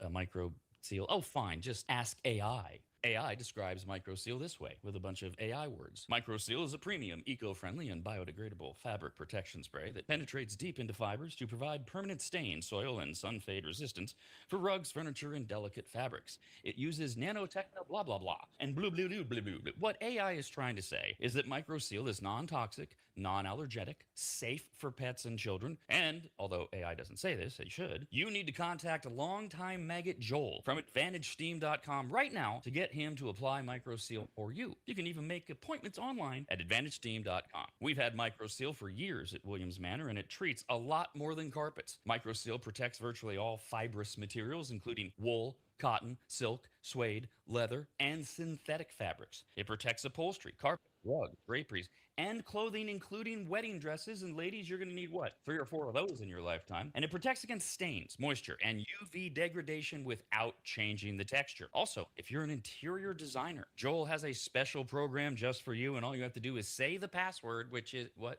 But there's no password, I guess. Never mind. Whoever you are, contact Joel at AdvantageSteam.com. And if you're an interior designer, tell him, I guess. I don't know. That's AdvantageSteam.com, where you'll learn more about microseal and everything else that Joel offers. At AdvantageSteam.com, that's AdvantageSteam.com, AdvantageSteam.com.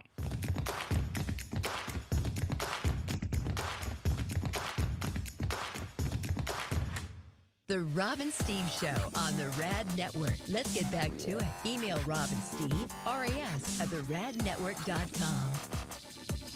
We were talking earlier this week, Justin Verlander has announced this will be his last year. We were hoping that maybe he would just make the All-Star game his last appearance because he's been named as a veteran or whatever and do the big walk-off thing. Well, it'll be his last year. Obviously a Hall of Famer. We've been talking about Verlander, Scherzer, and Kershaw, the last of these modern greats. Now, Verlander has 266 wins in his career. Scherzer has 222. Are we ever going to see a 300 winner again? Ever? No. It's over. I think it's over with where they've gone. Pitchers, you got to go 5 innings unless they change the rule book and say, okay, starting pitchers just need to go 3 innings now to qualify for the win. Then I would say, okay, we're going to get the possibility. I think all of us who love the game of baseball because of its history and all the stats will scream bloody murder if baseball goes and changes that kind of stat, but it's over. And if you look at the list of active players, it is really hard to argue with that outcome. After Scherzer, you drop all the way down to 156 career wins. That's Garrett Cole at the age of 35 would be the leader. 156, and he's 35. Chris Sale, 154. He's 37. Sonny Gray, 135. He's 36. Just, I mean, as you go down the list, I'm trying to find the youngest person that's anywhere near anything that matters. And okay, 30-year-old, well, he's in the news anyways, Dylan Cease. He's got a whopping 71 wins at 30 in his entire career. You're right. I don't know how we ever see it. I don't know how we see it. I'm not sure we'll get to 250. I mean, that number might turn into a Hall of Famer at 220.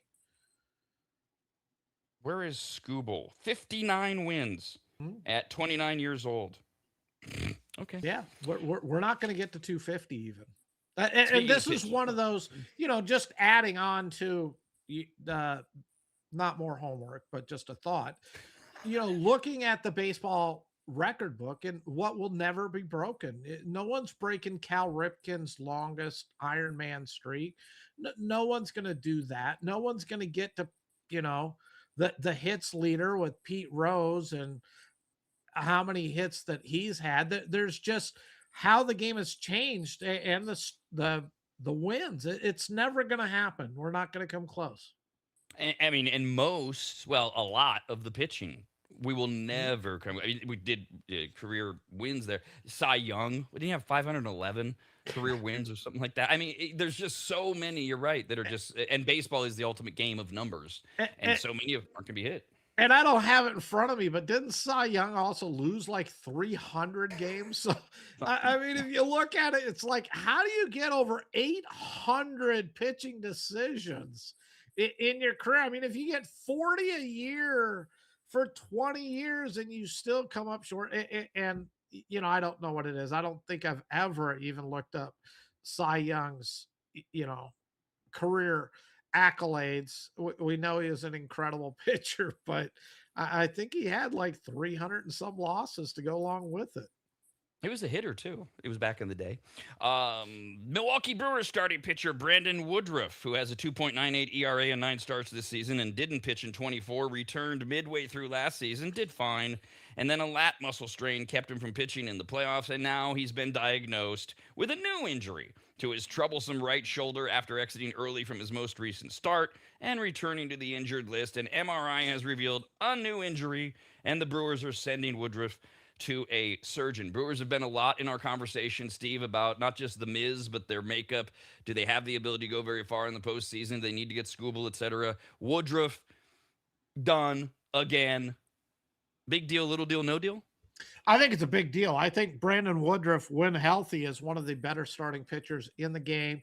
Where I give the Brewers a little bit of break here is Logan Henderson has now come back for him. He had been out there for a little bit. He has another extremely talented arm.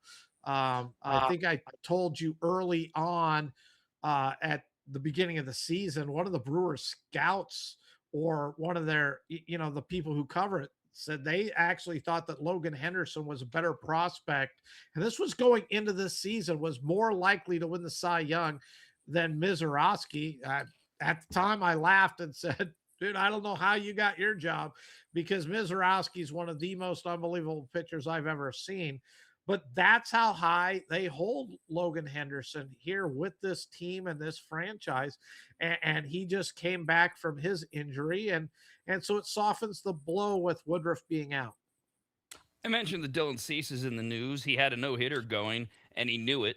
And he was willing to throw an unusually high number of pitches to finish it off yesterday. Blue Jays manager John Schneider was happy to let him try. Dylan came in after the 6th inning, came into the dugout. This is John Schneider saying, I've got 120, meaning pitches. And this is after the 6th, and Schneider said, okay. And then after the 7th, Dylan came into the dugout and said, I can do 130. He carried his bid for a second career no-hitter into the 9th inning Wednesday against the Giants before a line drive single to center broke it all up, and he was lifted. The Blue Jays did win 10-0. The 30-year-old Cease threw a career-high 118 pitches, 81 of them for strikes. Now, the Blue Jays, Steve, they're in that American League East. They're 11 games behind the Rays, but they're in the wild card race as well. They're only 2.5 games behind. It's the Yankees or the Rays at the top. The Guardians or the White Sox second. That's where we stand as we head into the All-Star break. Then right now, it's the Mariners, pending what goes on in the West, because the Mariners ain't first anymore. The Twins, and the Astros. The Mariners would be in right now, but it's all separated by a game. And then, Blue Jays, 2.5 back. They were in the World Series last year, if you forget. And what a weekend. They play the Padres. And they start tonight through the weekend. They are in San Diego. The big one for me, anyways, is tomorrow. I never get this guy's name right. You always do. Is it Yasavage is pitching? Yes, Savage. Yes, Savage. That's right. It's Yes, Savage. And he's Yep. going against Walker Buehler. What a good weekend for both these teams, for us as fans to look at and go, which one? Well, I think we've already both dismissed the Padres entirely. Blue Jays still in it, though? I think the Blue Jays are still in it just because there haven't been any of those dominant teams that have stepped up in, the American League. I mean, the Red Sox are a game behind the Blue Jays, and I still think the Blue Jays have a shot at making the playoffs. Great series. Both teams need to go into this All-Star break winning a series. Padres have really been struggling. I think they're like 3-7 in their last 10 games, not playing good baseball right now, trying to just turn things around. That's one of the teams that really needs this All-Star break. The Blue Jays just keep misfiring. They're there. They have it. They need to get Kevin Gausman going. He is a big part of that rotation. I think I texted you the other night because Vladdy Jr. went deep. And I've been saying all year, he's no power. He's got to get the power. That was his 5th home run. I mean, think of Vladdy Jr. is a 30, 35, 40 home run guy. He finally hit his 5th home run like a game or two ago. But that's what the Blue Jays have been doing. George Springer last year, I think, had 32 bombs, hit like 309, 310, something like that. He just hasn't got going. Blue Jays have the talent. They just got to start putting it together. And luckily, the American League is still there for the taking. There I was on my sofa, not last night, but on Wednesday, and this little graphic popped up on the screen as I was watching the A's game, and I just laughed, and I literally took a picture with my phone to remind me to bring this up. You don't need to be able to read it, just see that I actually did. I emailed it to myself, and I printed it out because I thought of Steve as I was watching the A's Wednesday. Steve's buddy Jeffrey Springs was on the mound for the A's. Steve always bemoans his ability to give up home runs left and right. And the graphic they put up on the screen was that Jeffrey Springs has allowed 26 home runs over his last 15 starts, which is the most in A's history, not Oakland history, but all of A's history over a 15-game span. Which brings us, yes, Steve, what? I didn't even know that. I just know that just watching, it's like, gosh, he's got to figure out how to keep the ball in the park. That's why I laughed when I saw it. That brings us to yesterday when A's outfielder Zach Geloff left in the 3rd inning of a 4-1 loss to the Tigers after injuring his right knee, and he did slam it right into the left field fence in foul territory. Made a great catch, but he slid on his knees, and his knee went into it. It's not a problem with the stadium. It's just bad luck. He bonked right into it. He's going to have tests today. Manager Mark Kotze says he's got a deep cut underneath his right kneecap, and it just missed the tendon. I also laughed and thought of you, Steve, yesterday when last night your buddy Kenley Jansen came in for his 11th save. I know you're a big fan. And let's start with the Tigers here. Tigers are 4.5 back. They've won 5 in a row. The Tigers have won 8 of their last 10. Everybody's sitting there, the Scooble, do we trade him? Do they trade him, Steve? The Tigers, back to that wild card race. We were talking about the Blue Jays. They've got a chance. Well, if they've got a chance at 2.5 back, you mentioned that the Red Sox are 2.5 back, and you don't give them a chance. What about the Tigers? They're 3.5 back. They're and I keep making the argument for what's the rush for Scooble, whatever. This weekend, they host Philadelphia because the Phillies can't be home. They're hosting the All-Star game. Today, the Tigers are throwing Jack Flaherty. Great matchup tomorrow. Sanchez against Mize. Sunday, Zach Wheeler and Tariq Scooble. One team definitely in the thick of it are the Tigers. Because we know the Phillies are. Yeah, the Tigers just... As a fan, you got to be loving it, but also as a fan, you got to be saying this is the worst time for them to get hot. I think it's, they're 8-2 in their last 10, but I think they're 8-1 in their last 9. They're just playing great baseball. They're putting it together. They're riding a 5-game winning streak right now. They definitely have the pitching advantage in tonight's game. I mean, Flaherty has been pitching a lot better as of late. His whip is under 0.9. ZRA is 1.38 in his last 3 outings. And Aaron Nola, this used to be one of the game's better pitchers out there. One of the things I liked about the Phillies was their depth of the starting rotation, that they can match up and go 5 deep. Aaron Nola, terrible season last year, and I think he's even worse this year. He's sitting at 3-6. His ERA is right around 6 for the year. His whip sitting close to 1.5. And this is that sad part when you have a pitcher who's been so good for so long, and you just kind of watch him disintegrate, and he's just nowhere near the pitcher he used to be. But I will tell you that Sunday game, Wheeler versus Skubal, that's one of the elite pitching matchups that's out there, and that will be a must-watch game. So what about the other team involved there? The A's, who are just sliding. They have lost 6 in a row. They have lost 9 of their last 10. You go to that wild card thing where we're debating whether or not the Blue Jays belong, and then you got the Red Sox 2.5 back, and we're just talking about the Tigers. You got to keep going to get to the A's. They're now down to the third to the last attempt at getting an all-star or getting a wild card berth. 5.5 back. This weekend, they will be in Chicago against the White Sox. Another one of Steve's buddies, Jacob Lopez, is throwing tonight. The A's will throw Gage Jump tomorrow and JT Ginn on Sunday against the surging White Sox. And I guess, Steve, as an A's fan, we've kind of reached that point where we're right on the cusp of inevitability. And it becomes a question of how far into the inevitability do you go? Do you say, no, we'll turn this around, we're good? Or do you go with the Rob and Steve plan of, look, let's just bring up everybody, let them throw. Like you said, Steve, they don't have an issue with hitting. They got too many hitters. They got way too many shortstops and infielders. I don't know which way they're going to go, but you lose 9 out of 10, and they don't look horrible. They don't look awful as I watch them, but they're just not getting it done. And that bullpen is horrible. That is just horrendous. Yes, you take that bullpen and then you add in starters like Jacob Lopez and Jeffrey Springs that really can't even get you 3 quality innings. It just taxes the bullpen. When you got a bad bullpen, but then you have to rely on your bullpen to go 5-6 innings in a game, that's unsustainable for a team to have success.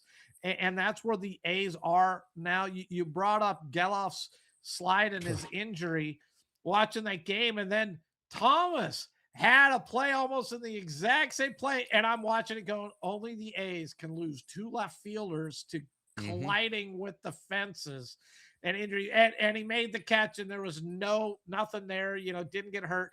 But as the play was developing, I'm like, this is where the A's are at right now. They have such bad luck that they're going to lose 2 players in the same spot on foul balls. But the White Sox have been really good at home. I mean, they've had a surprisingly good season. Murakami is back. He had 20 homers, I think, through middle of May, end of May. He's been out for a while now. He comes back to add to that team. The White Sox are 28-17 at home. I mean, they're almost 10 games below 500 on the road. Much better team at home. The A's are going on the road, but the A's have played better on the road as well. But Jacob Lopez going against Burke, and not that Burke's anything great, but he has been pitching better as of late.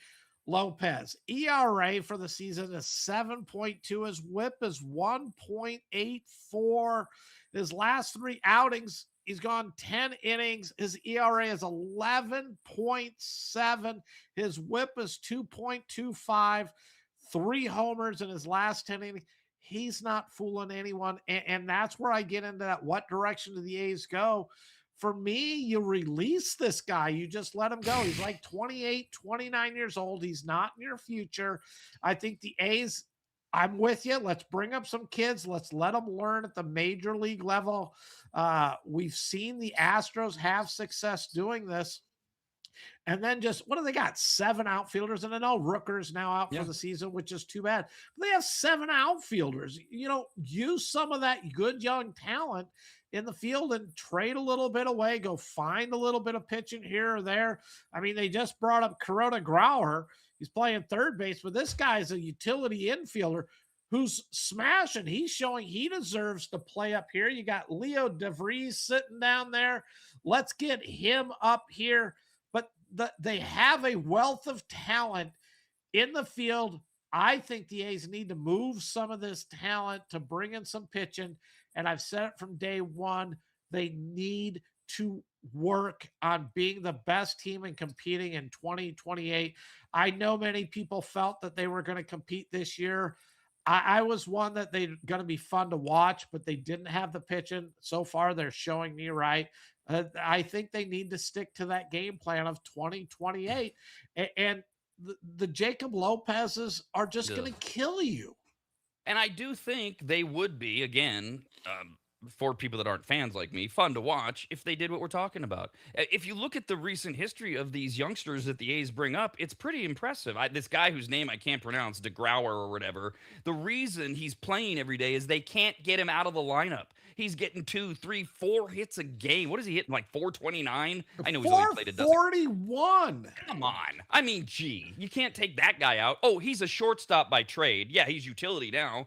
He's a shortstop. DeVries is a shortstop. Bolte, they bring him up. He's found his groove. It seems like Gage Jump. They bring these youngsters up and we go, hey, there's got to be more of them. Meanwhile, the Marlins beat the Mariners, who are not in first place in the American League West now last night. Marlins extended their winning streak to 6. They are 52-42 in 10 games above 500 for the first time. The Mariners are a half game back of the Rangers, who Steve has said all along, you got no offense, but there they are in first in a division. I'm sorry. Yeah, that is finally kind of, for now, we're starting to see some separation. It isn't a 2 or 3 game separation between top and bottom. Rangers have the half game lead over the Mariners, 2 over the Astros. A's are 6 out. Angels 10.5 back. Nobody gives them any serious take anyways. Now, Seattle is going to be at Tampa Bay all weekend. Again, kind of like that other matchup we were talking about. The Padres and whoever. What a great matchup to see where are these teams at. Seattle and Tampa Bay to get us into the All-Star break tonight. Seattle's going to throw Luis Castillo against Nick Martinez. Yeah, the Mariners just continue to disappoint. They should be running away with this Western Division. They're not. They're sitting at 500, 94 games in, and they're 47-47. That is awful. Castillo has really struggled this year. He has pitched better as of late, although he is 1-2 in his last 3 outings and a whip of 1.13. But on the season, he's 2-6. He hasn't gotten the job done. Seattle's too good of a team to be where they're at. And Tampa Bay, sorry, they're just playing great baseball. This is a fun team to watch. Nick Martinez has cooled down a little bit as of late. He's still sitting at 7-2, sitting right behind McClanahan and Rasmussen, which is part of the reason why I think Tampa Bay's not going away. They have some strong pitching at the top of the lineup. He's 7-2, 2.6 ERA. And that's been consistent over his last 3 outings as well. His whip the last 3 outings is 1, and for the season, it's 1.1. Tampa Bay is so much fun to watch with Diaz, Aranda, and Caminero. I think Caminero has like 10 homers in his last 16 games. He, like Vladdy Guerrero, did not have that power early on in the season, but he has turned that around. And the Rays just keep finding ways to win. They play solid. This gets into that fundamental baseball, going first to third, hitting the cutoff man, great pitching, gives the team a chance to win in every game. And I love watching them play. I just continue, though, to shake my head on this Mariners team. By the way, if you're interested at all in the American League West, the big series this weekend is the Astros are at the Rangers all weekend. As I said, the Astros are 2 games back of the first place Rangers. Meanwhile, those Marlins are hosting the Cleveland Howardians, who are in a technical tie, although they're second by, like, they have one more win and one more loss than the White Sox. Basically, they're tied for first. Another big battle for the weekend. Today, I love this. Parker Messick is going for Cleveland, and Miami is throwing Sandy Alcantara, who we talked about on Wednesday, is for some reason believed to be on the trading block, despite how good Miami is playing, and the Yankees want him. He's throwing today. Yeah, this Marlins team has been on fire since the start of June. They're 10 games above 500 right now. They've won 6 straight, 8 of their last 10. And if anybody would have said going into the All-Star break that the Marlins would be 10, possibly even more games above 500, I think any baseball expert would have taken that bet, saying there's no chance they're going to play this good. They play fundamental baseball. This team, they steal a lot of bases. They do get thrown out, but they're always putting pressure on the defense. They're going to go first to third. If you throw me out, great, but we're going to make you make that play. I love the up the middle with Lopez and Edwards at second and short. They don't have very many stars. They have very few players that people can even tell you that they know who their position players are. Liam Hicks is having a solid season. He's their backup catcher, backup first baseman, but he DHs. He is playing well as well. And Alcantara is one of those pitchers that, look, he was going to get moved at the break. Everybody knew it. The Marlins were talking about it. But now you're Miami. You're right in the thick of it. You're pretty much in the wild card if you can maintain. Bad message to their fan base if they go through and they trade him like everybody believed they would do. I think they have to hold on to him. He's throwing the ball really well now. When he's healthy, he's one of the better pitchers in the game. He's 10-4 on the season. He's 3-0 in his last 3 outings. They just keep getting it done with smoke and mirrors, but it's actually a pretty decent team and a fun team to watch. You had made the point, if anyone had said the Miami Marlins at the All-Star break will be 10 games above by 500, you wouldn't believe them. You also brought up the wild card. How many would believe that at the All-Star break they would be in? Right now, today, Yeah. They're in the playoffs. In fact, they're comfortably in. They have a 3-game lead over the Cardinals. If the season ended today, the National League wild cards would be the Cubs, the Phillies, and the Marlins. Meanwhile, you mentioned the Yankees, or I mentioned the Yankees. Somebody mentioned the Yankees. They're 15-9 without Aaron Judge. Giancarlo Stanton hasn't played since April 24th, and he's injured his calf again. He's running, said Brian Cashman yesterday, but no word on his return. Aaron Judge is going to have his injured rib tested during the All-Star break. He hasn't played since May 31st. Shortstop Anthony Volpe is pushing back against a report by Michael Kay, the Yankees' longtime play-by-play announcer, who says that Volpe rebuffed the Yankees' suggestion to work out at second base during his rehab assignment. Volpe said nothing could be further from the truth. All of this lends to that thing of, is there something going on with the Yankees, or is it just that speed bump in the middle of the season? They are 4 games behind the Rays. They've lost, the Yankees have, 7 of their last 10. They'll be in Washington for the weekend. They're throwing Schlittler tomorrow. Today, Ryan Weathers against Palmquist for the Nationals. Yeah, and this Yankees team, big win yesterday against the Rays in that 12-4 win, and they hit Drew Rasmussen hard. But the Yankees are in that midsummer funk that we're talking about. As you said, 3-7 over their last 10. They need to have a positive going into the All-Star break. They need to get Judge back. And you brought up Stanton now with his calf injury again. They say it's not the same thing. It's something else that got hurt with it. And I just go back to when they made that trade, they brought on $350 million or whatever it was because he had such a huge year with Miami. This is one of the worst contracts in baseball sitting out there. And he's never fully been healthy with the Yankees. Yankees, as you said tonight, going Weathers against Littell. Weathers started the season off. Him and Warren were really pitching well. He's fallen off a cliff. He's down to 3-7 now. He's 1-2 in his last 3 outings. His ERA is almost 6 in his last 3 outings. His whip is over 2. The Yankees were getting it done by pitching, but the reason they're 3-7 in their last 10 right now is they're pitching in the backside outside of Schlittler. really has fallen off. Bright news is they expect Max Fried to be back beginning of August, along with Carlos Rodon. So they're going to get healthy. I'm not pushing a panic button with this Yankees. But right now, when you have Schlittler and no one else, and then you go to your lineup and it's really Ben Rice and Cody Bellinger and no one else, it's tough to win games, even if your name's the New York Yankees. Some reminders as we head into the weekend with the All-Star break beginning Monday. On Sunday, we mentioned the Phillies at the Tigers, 10:40 Pacific time, Zach Wheeler and Tariq Skubal. Tomorrow, the Phillies at the Tigers, Christopher Sanchez against Casey Mize. We should mention as well that in the National League West, the Giants are playing the Rockies. Boy, there's must-see TV. That'll be this weekend.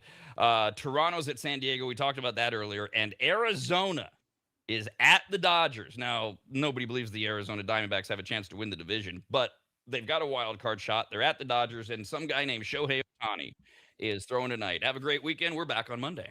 This has been a presentation of the Rob and Steve Sports Show, brought to you by the Rad Network and is copyrighted by the radnetwork.com and Williams Broadcasting for the private use of our audience. Any reproduction, accounts, or descriptions of whatever Rob and Steve just talked about without the express permission of the Rad Network, Williams Broadcasting,